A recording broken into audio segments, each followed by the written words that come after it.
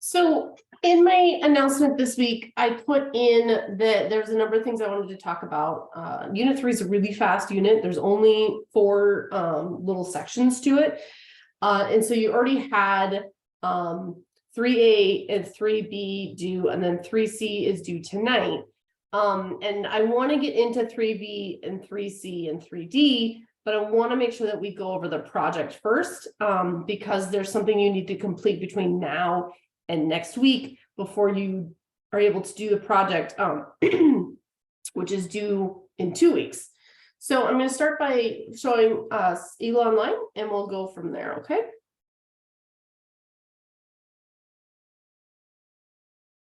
So in your project, we've got the, it's called the penny flip project, and you can find it in your notebook.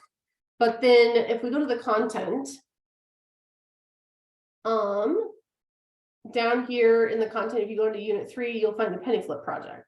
So when we're looking in the module here, the first document that you'll see is a PDF of the project itself. There is something you're going to have to graph, and there's a PDF of the graphing page. And then there's a video I did for the online class. Now, you're going to need to watch this video, but in the video, I say to not bother with question 5, and that is not true. We're doing something different this semester.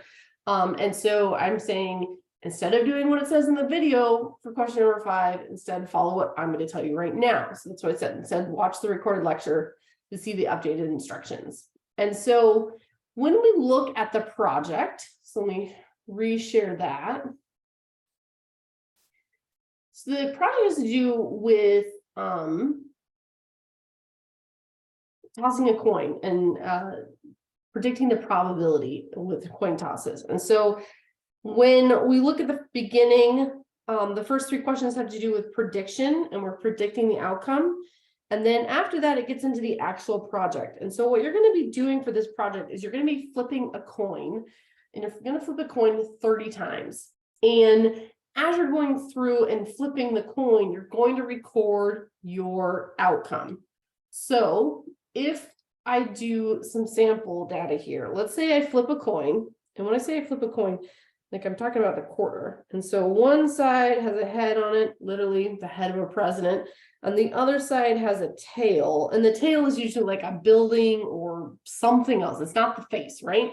And so when we flip it, it can land either way, right? One side can be heads, one side can be tails. And so let's say I flip the coin and it lands on a tail. So when we're recording our information, we would record that we got a tail, and therefore the tally of heads, we're only adding up the tally of heads. And so because I got a tail in my first outcome, I would record a 0 here for the tally of heads. Now, because so far I've gotten 0 heads, that means the sum of the heads so far is 0.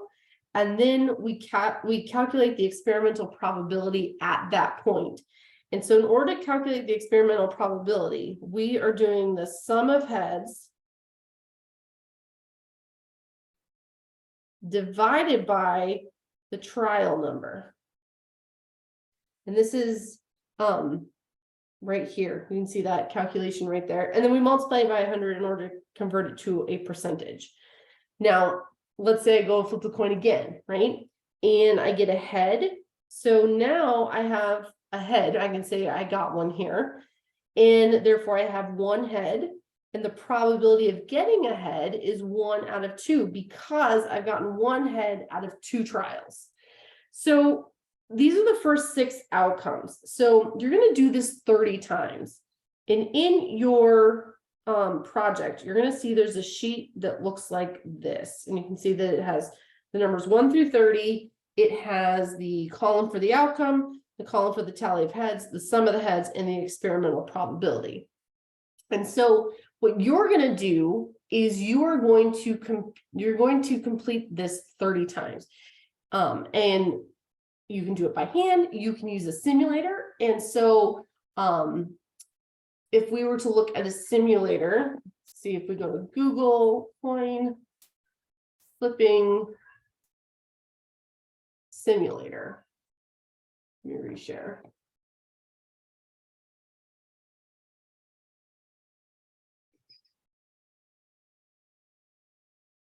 So we did coin flip simulator. Must be cool. Their cats are all out sleeping today, huh? My cats are not sleeping. They are screaming out in the other room. Oh, So I see the orange one. where is the orange one? Oh, he's up in the towers. Frank is out. The white one, Frank, he's over in the other room just screaming for no apparent reason. I have no idea. Okay, so looking at this website, we've got a couple of these Google results. Let's look at just flip a coin. And so you can change the color of the coin. And if we flip the coin, it's random generating outcomes, right? And so we can flip again. And so we could record this. So if we look at what you need to do in your project, like I said, you are going to fill out the penny, you're going to record the words. They're jumbled up in my mouth today. You're going to flip your coin 30 times, right? And while you're flipping it 30 times, you are going to record your outcomes on this page.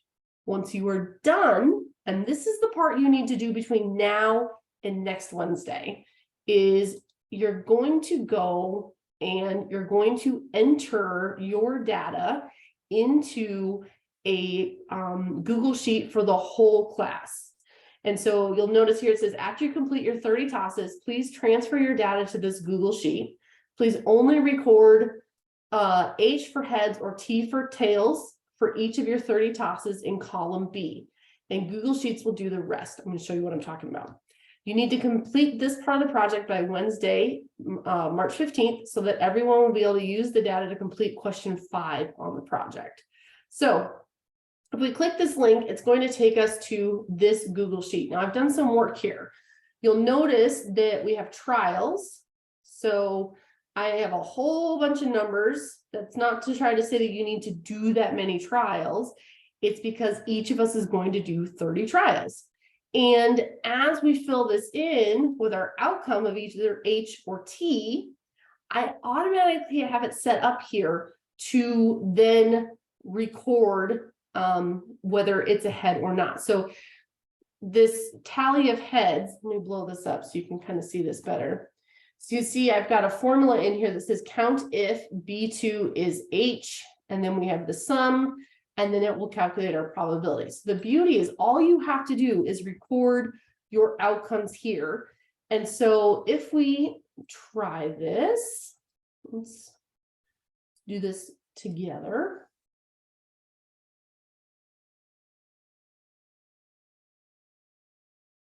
Let's see, this doesn't need to be that big. That can be a lot smaller. So this can be bigger. Let's say I want to do this, and I'm going to do it 30 times. So I'm going to start the data off. So I got a head. So all I'm going to record here is an H. I'm going to flip it again. And now I got a head. So then I go to trial 2 and I record an H. If you want to copy the formulas out of here to make your own Google Sheet, feel free to do that. Okay. We get an H again. And we get an H again.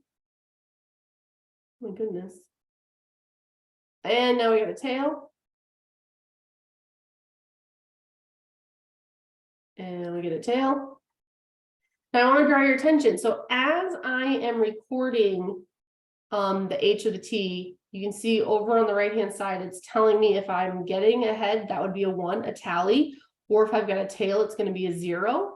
But then you'll notice over in this next column, it is adding up the number of heads only, which is then calculating out the probability. Okay. So for toss 7, got a tail. Toss 8, and tail. And it's possible that this is going to happen over and over again, and you're just going to get the same thing. Because again, the thing about flipping a coin is it's random, right? You have two outcomes, both are equally likely.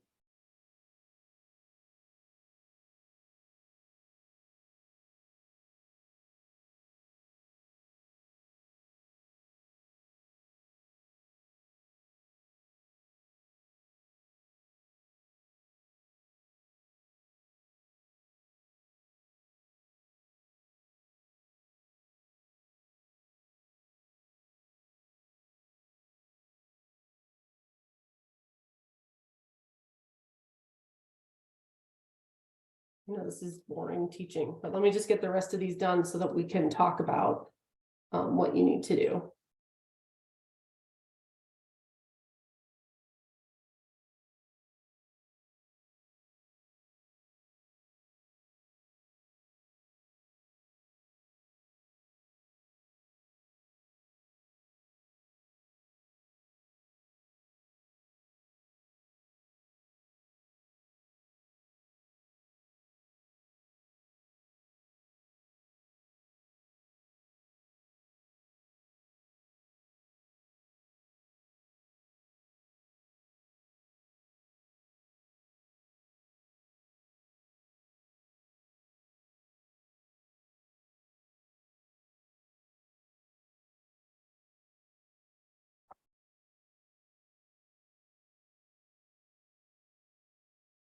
And one more flip. Okay, so after 30 tosses, our probability of heads is, let's get rid of that, pull this up. You can see that after 30 tosses, our probability of heads is 46.67%. Now, this is considered an experimental probability because I conducted an experiment. There's also the theoretical probability, which has to do with what in theory should happen, which has to do with there are two sides of a coin, each are equally likely because coins are not weighted to one side or the other. And so as you're flipping it, you should theoretically get equal amounts of heads and tails. But when we do an experiment, that's where it's different because of the fact that we are actually conducting the experiment. So I have put in the first 30 tosses, okay? So what you're gonna do is you're now gonna go and do this experiment yourself and toss a coin 30 times and record your data. And then you're gonna come into this document and you're gonna fill in the next 30 places, okay? So whoever comes in next to the document is gonna fill in from 31 down to 60. And then the next person's going to come and go from 60 to 61 to 90 and so forth. So there are 5 students in the class. I make 6. And so we've got 6 people's worth of data that we can put in here that will then give us a better idea of a true experimental probability of doing this because it gives us a large number of outcomes. Now, the reason why on the right-hand side, it looks weird, like it's now 0, but you're like, wait a minute, we didn't have any data for toss number 31. And it's because I've already generated these formulas so that you don't have to do anything other than putting in an H or a T for the data that you're getting. And so you'll notice that as more people put their data in, this amount on the side, these probabilities on the side are going to fluctuate around. Now, you will also need to put in a scatter plot for this. You're going to do both a hand graph scatter plot and you're going to insert a scatter plot into your own Google Sheet. And I go through all of these steps with you in the project video that I uploaded here. So if we look back at the project, like I said, there's the video right here. This is that sheet that we just went to. So in case you don't believe me, if we click on it, hey, look, there's my data. Juniper, what's your question? Are you wanting us to highlight, because you highlighted on 30? Do you want us to highlight? No, I was just drawing attention to that. Let me get rid of that. No, you don't have to highlight where you finished. That's a good question. It was just me showing like, this is where we're at so far. And so obviously the data below that doesn't make sense until more people have filled in their H's and T's.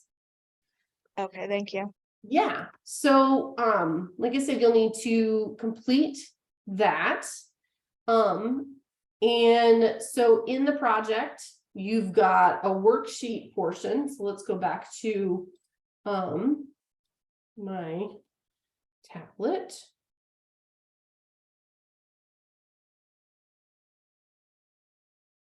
So in the project, in your notebook, you've got, again, you got these first 3 questions. These are predictive questions. You need to use complete sentences.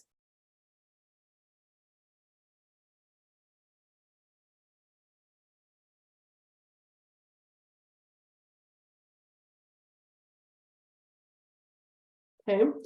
Then there's the table I just talked about. Again, this is an example that I have here at the bottom of the page. And this is just showing what it will look like once you do your own. And so then your own is going to take place on the second page, where you will record all 30 of your trials, the outcome, the tally of your heads, the sums, and the probability, the running total probability.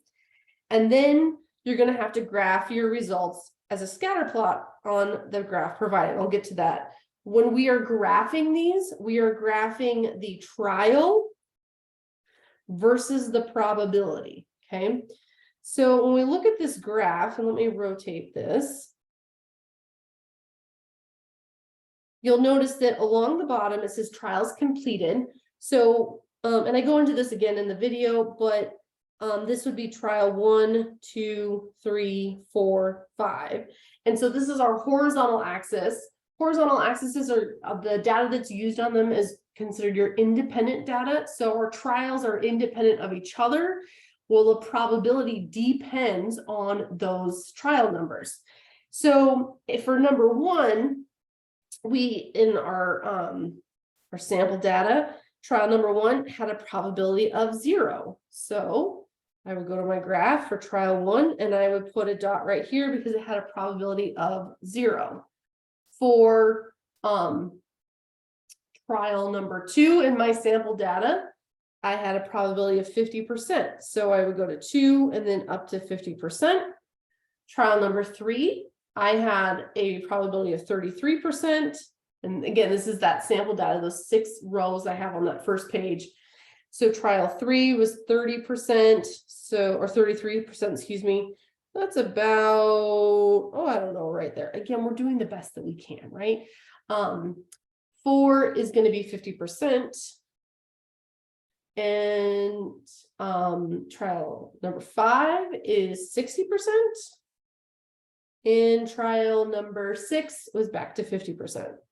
So you'll notice my dots go all over the place. You do not want to connect these because this is a scatter plot, not a line graph. Line graphs indicate that there is an infinite number of points in between the 2 outcomes.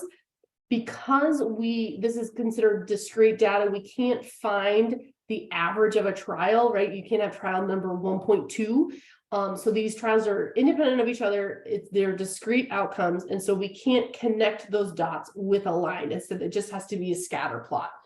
But as you go, you'll see your dots go along. So like I said, once you complete your table and your hand graph, you're then going to take this table of outcomes and you're going to go to Google Sheets and you're going to make your own Google Sheet. So A, you need to fill in the Google Sheet that I've provided. So we all have data to compare. And then B, you're going to make your own Google Sheet with just your data. Okay. And I go through this in the video as well. The whole reason why we are doing a class set of data is so that we can answer number 5 and number 6. So in number 5, it says, what is the probability of heads for the class total? That is going to be the very last probability. And I'll identify that. I'll send out a reminder on Wednesday to make sure you get your data in there. And then actually, I'll probably send it Tuesday because, you know, we all want to get it in before the due date. And then I'll send out what our class probability total is.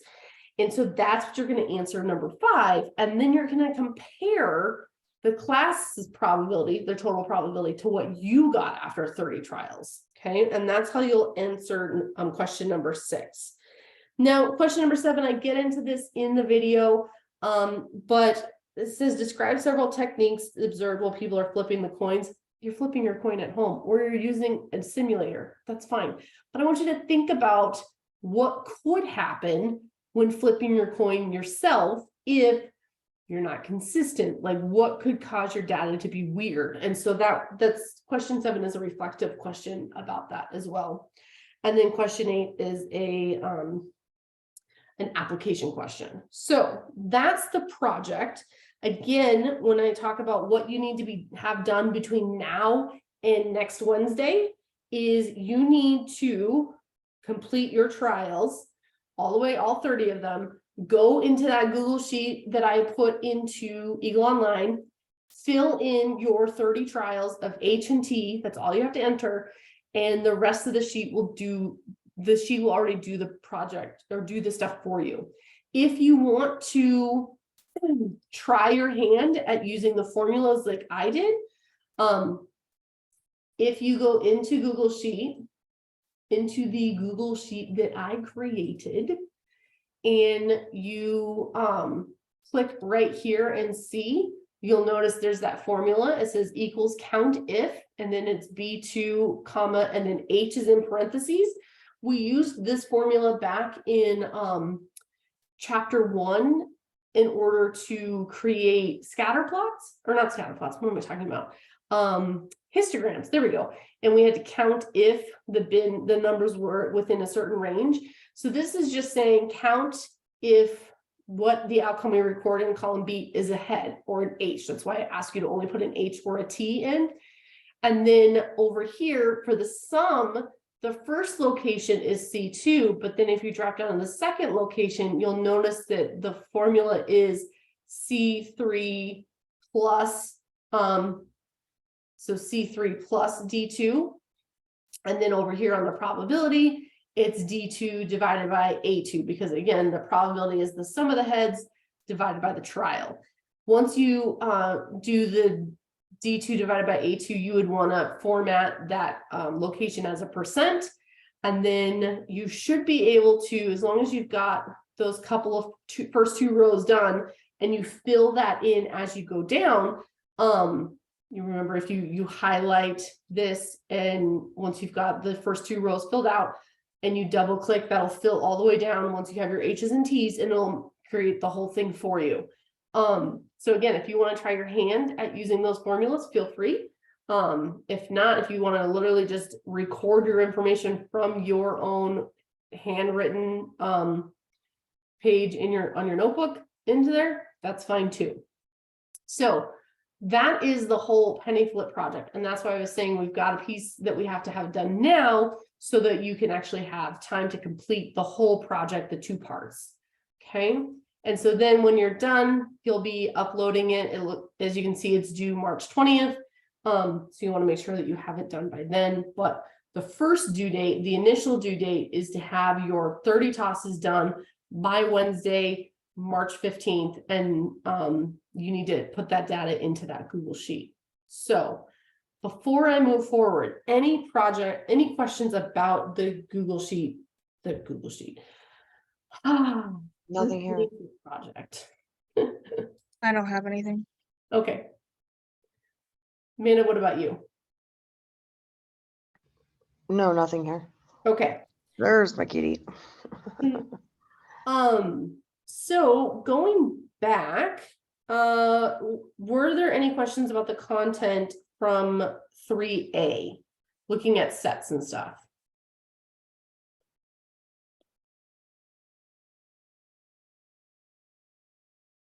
I didn't finally have. got it by trial in there. I'm sorry, Juniper. Juniper, you Oh said no, it's okay. you're good, no questions?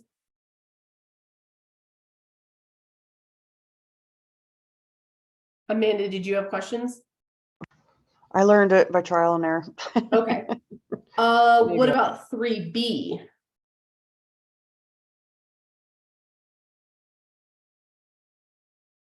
So that's the Venn diagrams and two-way tables. I haven't really started that one yet. I mean, I kind of got it. Okay. I just came back from a concert, so I'm kind of, yeah. All right, so let's talk about 3C, because that probability stuff is important. And then we'll look at a little bit of 3D. So when we talk about probability, and I kind of mentioned this already when I was going through our project, the probability of an event is the number of ways something can happen out of the total possible outcomes, okay? And so when we think about probability, we have to also consider the fact that it's an experiment. An experiment is an activity with an observable result. We have a sample space, and the sample space is all the possible outcomes for the experiment. And then you have the event, which is a subset of the sample space. So the event is, like when we're talking about flipping a coin, the event would be, we got a head. The experiment is flipping the coin however many number of times, and the sample space would be all of our possible outcomes. So things to know about probabilities, they're always between 0 and 1 inclusively. So if something has a probability of 0, that means it's never going to happen. It's impossible. Versus a probability of 1 is a certainty, like it has 100% probability. So it's definitely going to happen.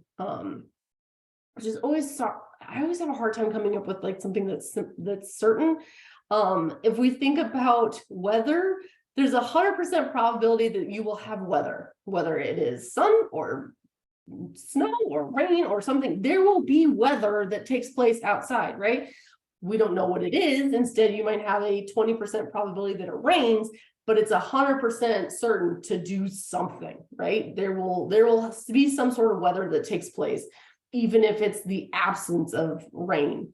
The sum of all the probabilities for an event, for all the events in and out, in a sum of all the probabilities for all the events in a sample space are always going to add to 1. And then the probability of an event not occurring is 1 minus the probability that the event does occur. So if we look at number 1, it says, what is the sample space for a coin which is tossed twice? So if you think about tossing a coin, there's 2 outcomes we can have. Our coin can come up heads or it can come up tails. So this would be toss 1. After this, we would toss our coin a second time. And our possible outcomes again could be head or tail. Now, when we think about what are the outcomes, this is where we're saying that order matters. And so we could have the outcome where we get a head first and then a head second. We can have the outcome where we get a head first, a tail second. We can get a tail and then a head, or we can get 2 tails. So the sample space for this would be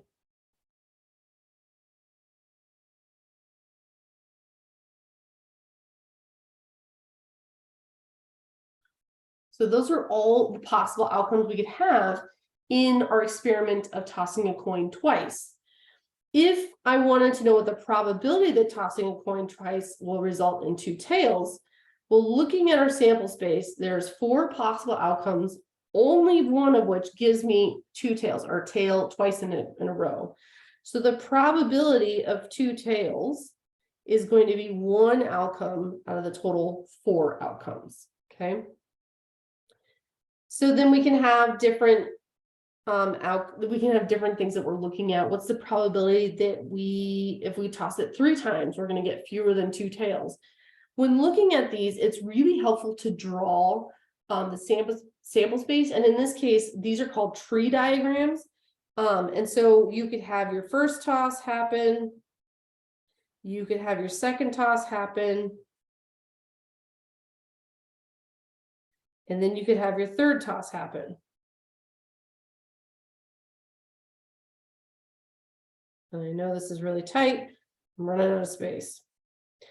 But when we line this all up, we've got 8 possible outcomes that could take place, assuming that order matters here.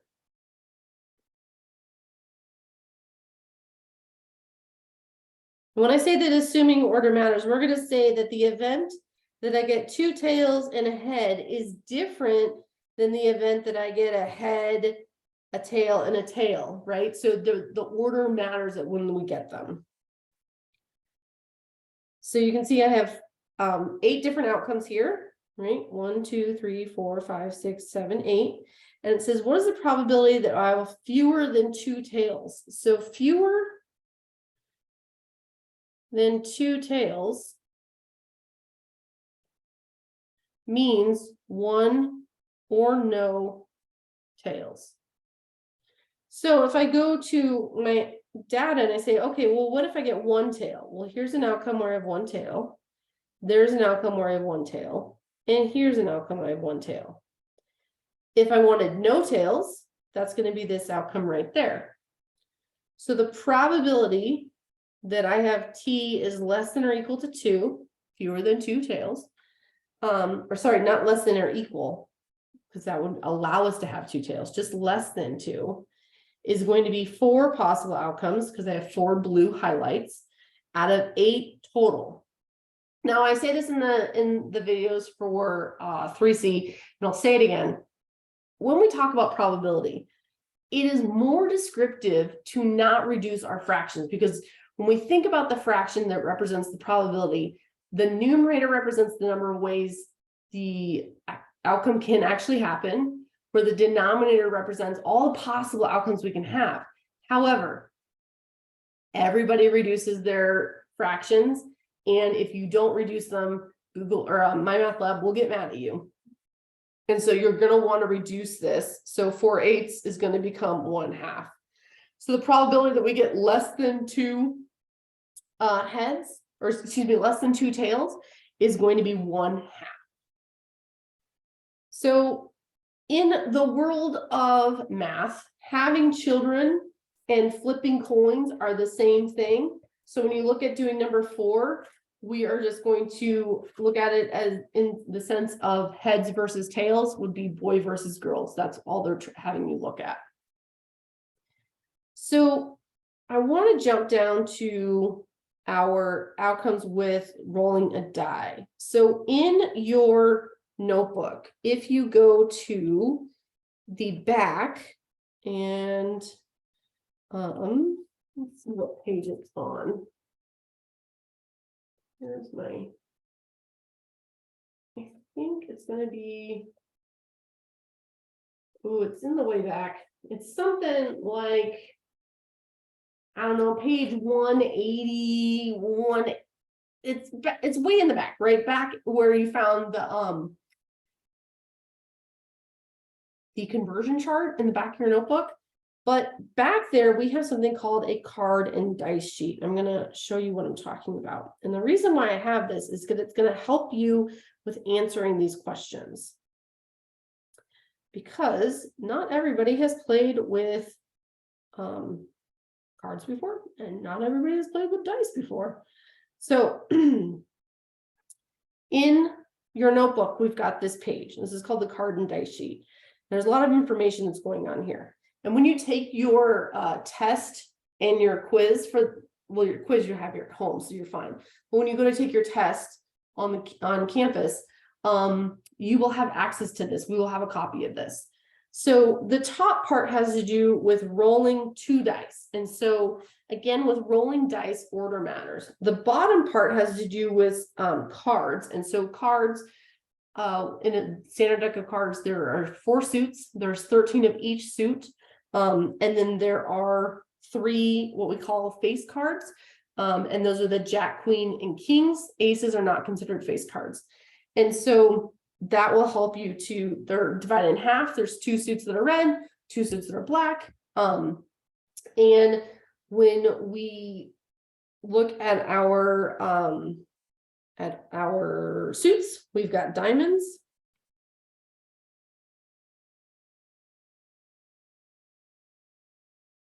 hearts, oh my gosh, spades, and these are clubs and spades. Those would be our 4 suits.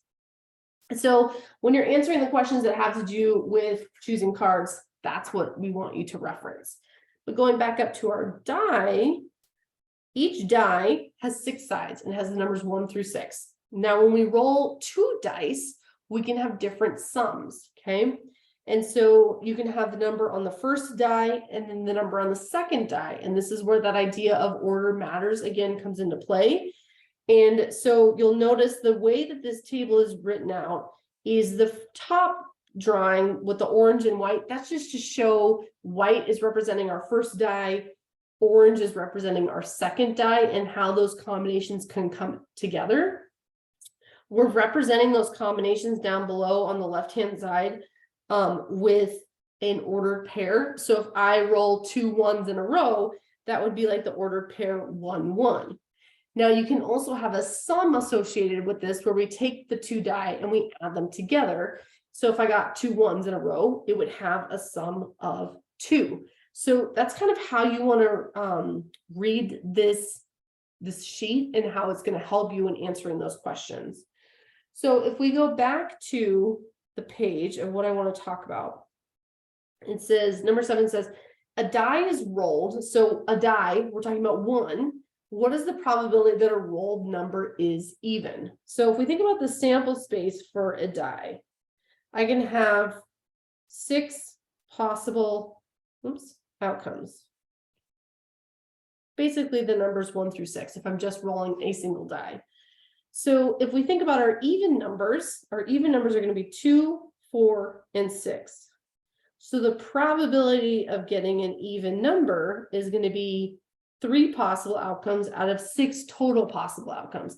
Like I said, it makes more sense in terms of describing what's happening by leaving this fraction in its original form, but Google Sheets is going to get, or Google, why my brain just keeps wanting to say that?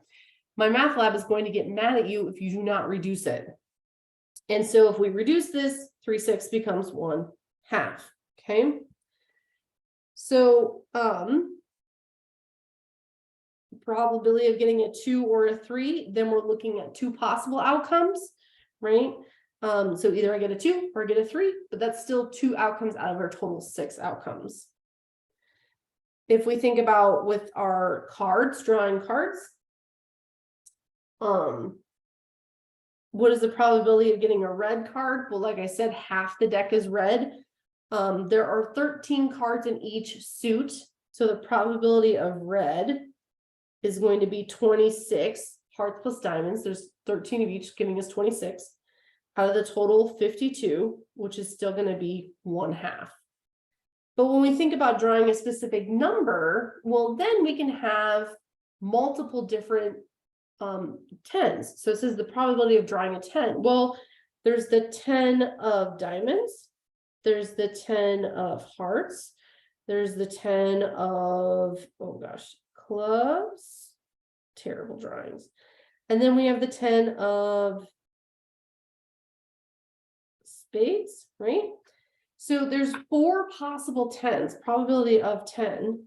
There's 4 possible 10s out of a total 52 cards, giving us, again, we have to reduce a probability of 1/13. The videos in this section will go back over all of this. I know I'm going through it quickly, but I want to try to just touch on the different pieces, okay? So when I talked about the sums, number 12 in 3C says, rolling 2 dice, what is the probability of getting a sum of 5? Now, if we think about the number of outcomes, what are the ways that we can get a sum of 5? Well, looking at our card and dice sheet, if we want a sum of 5, that's going to be those sums right there. Well, how do they happen? Well, you can get a 1 and a 4, a 3 and a 2, a 2 and a 3, and a 1 and a 4 again, or 4 1 and then 1 4. So there's 4 possible ways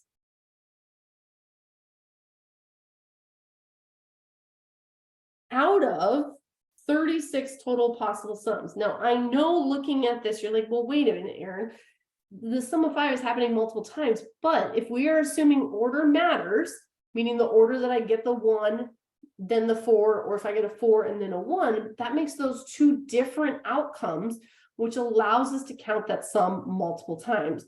And so again, because we're saying that order matters, we're going to have 36 distinct outcomes depending on the order with which the die are rolled. And the reason I know there's 36 is that if there's 6 choices for the first and 6 choices for the second, 6 times 6 gives me 36.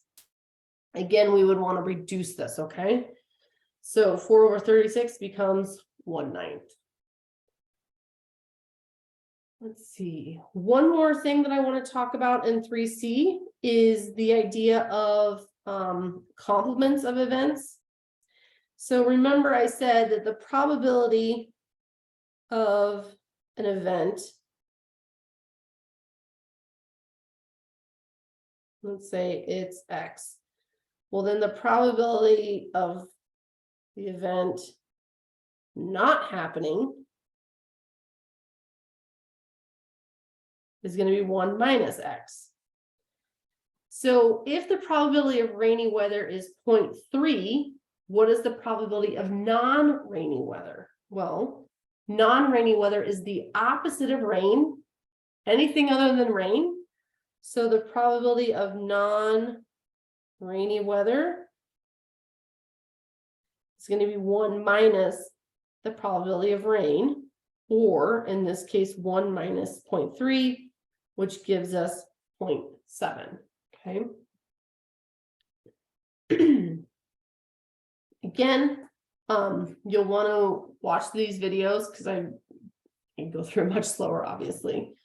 And then 3D kind of puts everything together that you did in 3B and in 3C. So in 3B, we're talking about Venn diagrams, but we're also talking about finding the number of items in events that overlap. And so if we look at 3B, or 3D, excuse me,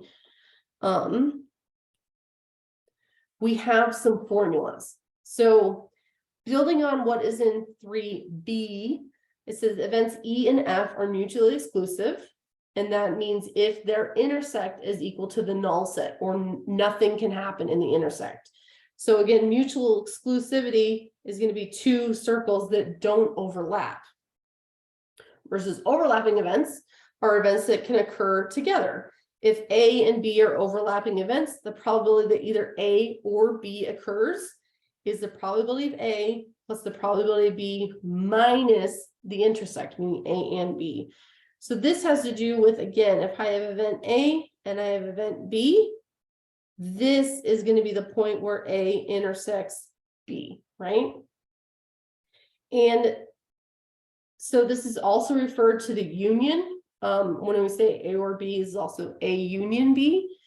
And so what does this look like in real life? What are we meaning?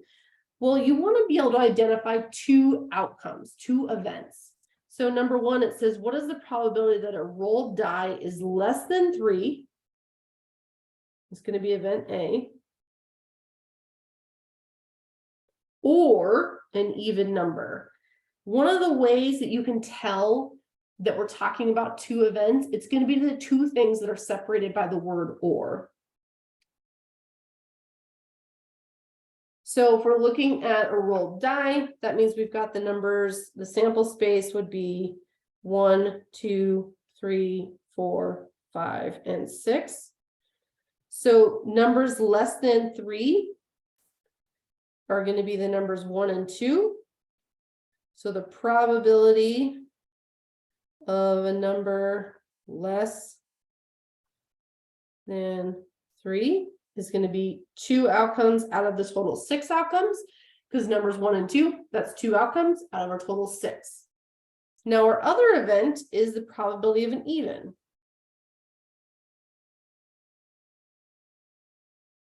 So if we highlight those, probability of even is going to be 2, 4, and 6.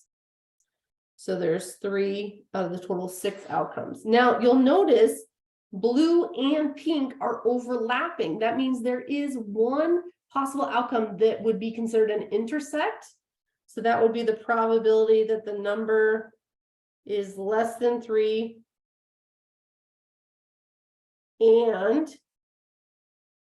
even. and there is one space that happens because that's where the numbers, number 2 is, right? Number 2 is both less than 3 and even. So that's going to give us a probability of 1/6. Therefore, to find the probability that the number is less than 3 or even, we're going to take the individual probabilities, 2/6 plus 3/6, minus the intersect. And this is building right off of this formula right there. So 2/6 plus 3/6 is 5/6, minus 1/6 gives us 4/6, which we reduce to 2/3. So when you're completing these problems, you're going to want to make sure that you break down the 2 pieces, meaning you want to identify piece 1, or event 1, identify event 2, and then identify if they have an intersect. There will be times when there's not an intersect. If I say, what's the probability of rolling a number less than 2 and an even number? Well, the only number less than 2 is 1, and 1's not even. So that would be a situation where there wouldn't be an event in the and category, meaning A and B happens, okay? Most of the time we will have one, but every once in a while we will not have one that exists in that intersect, okay? So make sure that you go through all of those videos, walk through those problems, before you need to go through 3A through 3C before you take your quiz that's due tomorrow, okay? So I know I threw a ton of information at you today. I wanted to kind of just touch on all the pieces. I'm happy to meet with anybody who has questions, so feel free to reach out to me. I can go through these again. 3D is a complicated one. D is in dog.